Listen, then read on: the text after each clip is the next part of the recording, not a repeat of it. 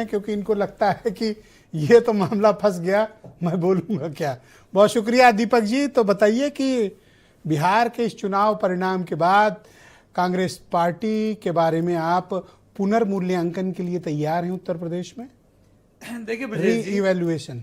देखिए ब्रजेश जी, आज आपकी डिबेट जो है वो विपक्ष के अगल बगल ही घूम रही है कि विपक्षों के ऊपर ही पूरी आधारित। कोई तो है जो विपक्ष पर डिबेट कर ले रहा है। बिल्कुल, इसीलिए मैं आपकी अभी मैं उस पर आना चाह रहा हूं कि आप विपक्ष की दशा और दिशा क्या होगी, इस पे आपने आज डिबेट की।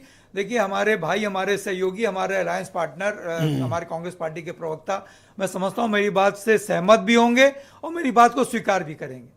और मैं चाहता हूं आज आपकी डिबेट के माध्यम से मैं चिल्ला करके कहना चाहता हूं कि हमारे नेता आदरणीय अखिलेश यादव जी को इंडिया ब्लॉक की कमान दे देनी चाहिए। इंडिया ब्लॉक की कमान हमारे राष्ट्रीय अध्यक्ष अखिलेश यादव जी को दे देनी चाहिए। इनके संबंध देखिए, माननीय राष्ट्रीय अध्यक्ष जी के संबंध ममता दीदी से भी वैसे ही अच्छे हैं, उनके हेमंत सोरेन साहब से भी अच्छे हैं, अरविंद केजरीवाल साहब से भी अच्छे हैं, शरद पवार साहब से भी अच्छे हैं, आप जगमोहन रेड्डी साहब से भी उनके संबंध बहुत अच्छे हैं। तो मैं समझता हूं कि लीडर ऑफ अपोजिशन जो है वो आदरणीय राहुल गांधी जी जो है बहुत अच्छे से बखूबी नेता प्रतिपक्ष की भूमिका बहुत अच्छे से निभा रहे हैं, पूरा विपक्ष उनका साथ देता है। लेकिन मैं समझता हूं, मैं चाहता हूं कि अगर भारतीय जनता पार्टी को अगर खत्म करना है, नस्ते नाबूद करना है, तो हमारे नेता आदरणीय श्री अखिलेश यादव जी को इंडिया ब्लॉक की कमान दे देनी चाहिए। और इस बात से हमारे ये तो थोड़ा सा कमजोर क्या पड़े, आप तो छाती पर बैठकर गला दबा रहे हो। लीडर ऑफ अपोजिशन कमजोर कैसे हो सकता है? लीडर ऑफ नहीं, आप कह रहे हो इंडिया अलायंस पूरा हमको दे दो, मैं मतलब कमजोर क्या पड़े, गला दबा दोगे? अकेले कहाँ है लीडर ऑफ वो इंडिया ब्लॉक? भाई सबको साथ लेकर के हम कह रहे हैं कि जब देखिए, जब सब साथ लेकर के चलेंगे तभी हम जो भारतीय पांडे जी को चक्कर पानी मंगाओ।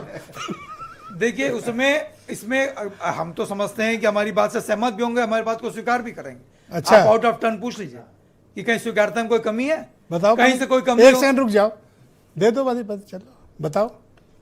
ब्रजेश जी, आप थोड़ा इंडिया का जब नहीं इनकी बात का देखो, आउट ऑफ टर्न इन्होंने कहा है। सुन लीजिए, जवाब दे रहा हूं। इंडिया का गठबंधन हुआ था तो संयोजक कौन था? राहुल गांधी तो नहीं थे, नीतीश कुमार जी थे। तो अब बना दो राहुल अखिलेश तो ये मैं थोड़ा ही कह पाऊंगा। तो इन्होंने मांगा है, तो इंडिया गठबंधन बैठ के तय करेगा ना। बिल्कुल मांगना चाहिए, उन्होंने मांगा है। देखिए बिल्कुल उन्होंने मांगा है। आपका डिबेट हम थोड़ा यहाँ बैठ के तय बड़े बड़े नेता देखते हैं। हाँ। और मैं समझता हूँ आप उसके नेतृत्व के लायक नहीं रह गए, अब आपको नेतृत्व परिवर्तन नहीं लाना पड़ेगा। उसकी बात नहीं है ब्रजेश जी, मैं कह रहा हूं जब इंडिया का गठन हुआ था, नीतीश कुमार जी उसके संयोजक तो अब अखिलेश यादव तब भी राहुल गांधी जी उसके संयोजक नहीं थे, वो नेता प्रतिपक्ष। तो आप संयोजक का पद छोड़ने को तैयार हो? नीतीश कुमार जी ही नहीं, नीतीश राहुल कुमार जी तो जी नेता जिस लाभ में प्रतिपक्ष भी हो, जिस लाभ में भी वो छोड़ करके चले गए। लेकिन हमारे आदरणीय अखिलेश यादव जी भारतीय जनता पार्टी से मोर्चा लेने में तब भी सक्षम थे, आज भी सक्षम है, और मैं समझता हूं कि आगे भी सक्षम रहेंगे। अच्छा, 2017 में दीपक जी बहुत क्लियरली देखिए, दर्शक भी सुन रहे हैं आपको, 2017 में कांग्रेस को आपने 105 सीटें दी थी जी। 27 में कितना दोगे? देखिए 27 में हम समझते हैं कि बहुत ज्यादा सीट को लेकर के नहीं सोचना चाहिए, भारतीय जनता पार्टी को रोकने के लिए सोचना चाहिए। अच्छा, ये 39 सीटों पे सिर्फ आगे थे पार्लियामेंट इलेक्शन में, डेटा तो देखा ही होगा आपने। हाँ जी। उससे ज्यादा क्या दे पाएंगे? देखिए लोकसभा का और विधानसभा का सिनेरियो और जनता का ओपिनियन है, जनता की वोटिंग का बिल्कुल अलग होता है। बिहार के बाद क्या ये आपके लिए लाइबिलिटी हो गए?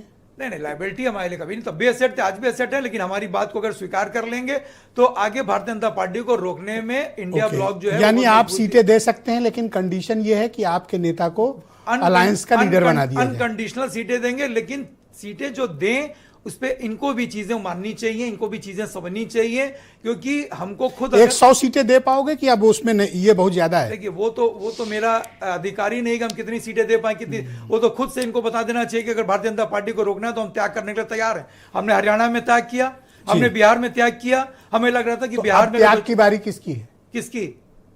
भाई जो भारतीय जनता पार्टी को रोकना चाहता, हम भारतीय जनता पार्टी कांग्रेस अगर कहे कि हम कम से कम 100 सीट पे लड़ेंगे तो क्या करोगे?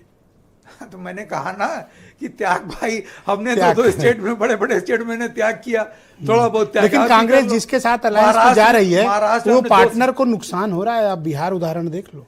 देखिए नफा नुकसान, समाजवादी पार्टी का सिर्फ एक लक्ष्य है, एक मोटो है, भारतीय जनता पार्टी को रोकना, इनके कुशासन से उत्तर प्रदेश की देवतुल्य जनता को निजात दिलाना।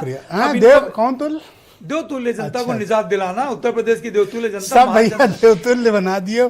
थैंक यू, बहुत शुक्रिया, देवतुल्य है। धन्यवाद। आप कांग्रेस को सीट देंगे, लेकिन एक कंडीशन ये है कि आपके नेता को कोई कंडीशन नहीं, मानना समझना इन लोगों को चाहिए, कांग्रेस पार्टी को इस चीज को समझना चाहिए और ये देखना चाहिए। मैंने कहा ये ना, तो हाथ मरोड़ने वाली भाषा हो गई। नहीं हम कैसे हाथ मोड़ेंगे, थैंक यू सर। इतनी बड़ी All right. पार्टी है, हम इसका हाथ मोड़ सकते हैं। हाँ? लेकिन चीजें जो है जो आदमी समझनी डिबेट चाहिए। शुरुआत करके कह रहा है कि ये सहमत होंगे और सहमत होना चाहिए, ना। तो मैं फंसे कह रहा हूं, बेचारे। मेरी बात से सहमत जाए होना कहाँ? अच्छा, चाहिए, मेरी बिहार बात में जो करके आए हैं, उत्तर प्रदेश में तो झुककर ही चलना पड़ेगा इनको। अनिल दुबे।